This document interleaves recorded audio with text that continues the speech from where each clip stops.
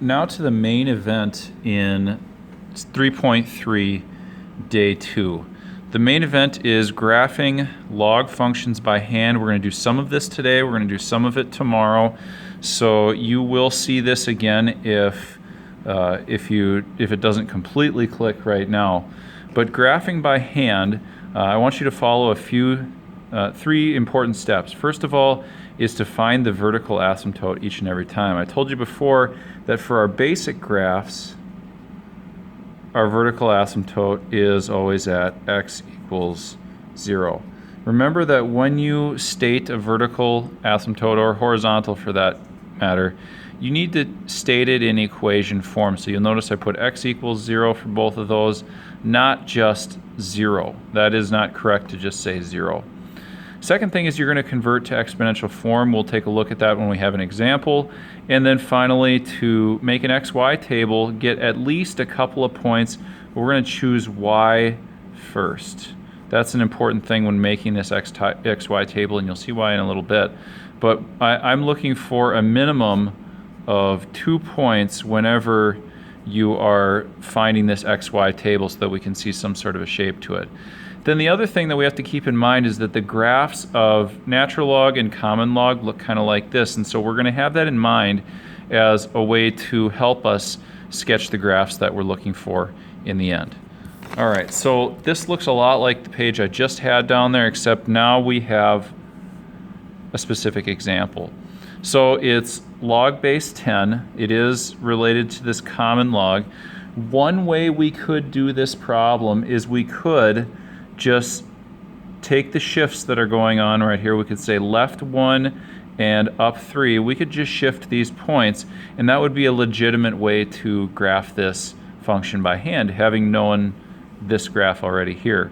But I want to go through the method that I mentioned to you so that you can see that it is the same as well.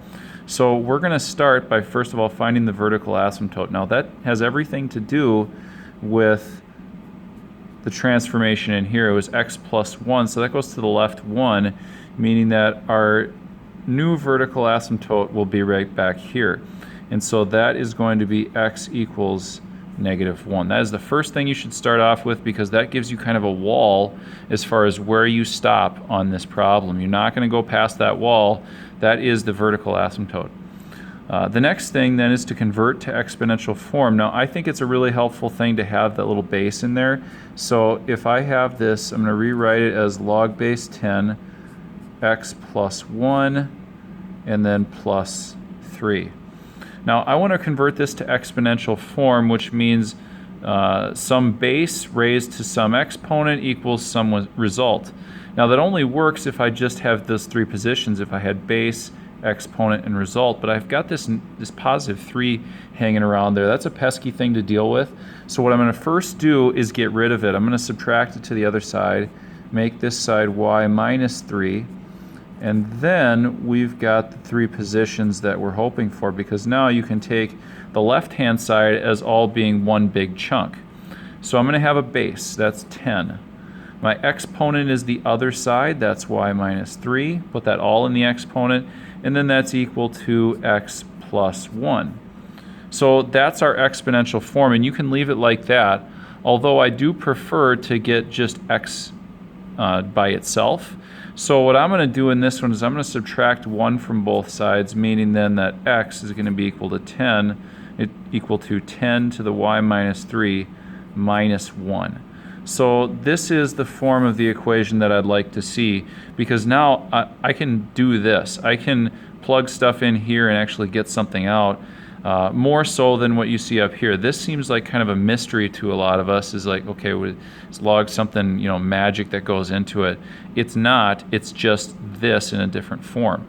So now that I have that, I'm going to make an XY table out of it, and as I've mentioned, what we're going to do is get at least 2 points. So I'm going to have an XY table. I want you to pick at least 2 points to make this work.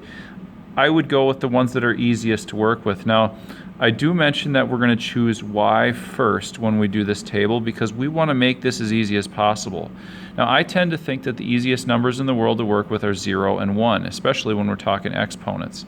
So what I'm going to do is I'm going to manufacture that so that I have an exponent of 0 to start with here. So if I want the exponent to be 0, I can just pick, I can pick 3 for y. If I pick 3 for y, I plug that in, we get 10 to the 3 minus 3. So 10 to the 0. Anything to the 0 is just 1, and so this will end up being 1 minus 1, and so my x value in that case is going to be 0. The next easiest number in the world to work with is 1. So if I want this exponent to be a 1, I'm going to choose 4 for y. I put in 4, I get 10 to the 4 minus 3, so 10 to the first, which is just 10, minus 1 is 9. Now, I could get more points than that if I want, but the numbers start blowing up quite a bit after a while, so I'm just going to leave it like that. I'm going to pick, so I've got 0, 3 as one of my points, and I've got 9, 4 as another one. So you see those 2 points. I'm going to make it look kind of like this graph, and I'm just going to, well, it's going to be something like this now. Try to make it look as much as possible the same shape as the original.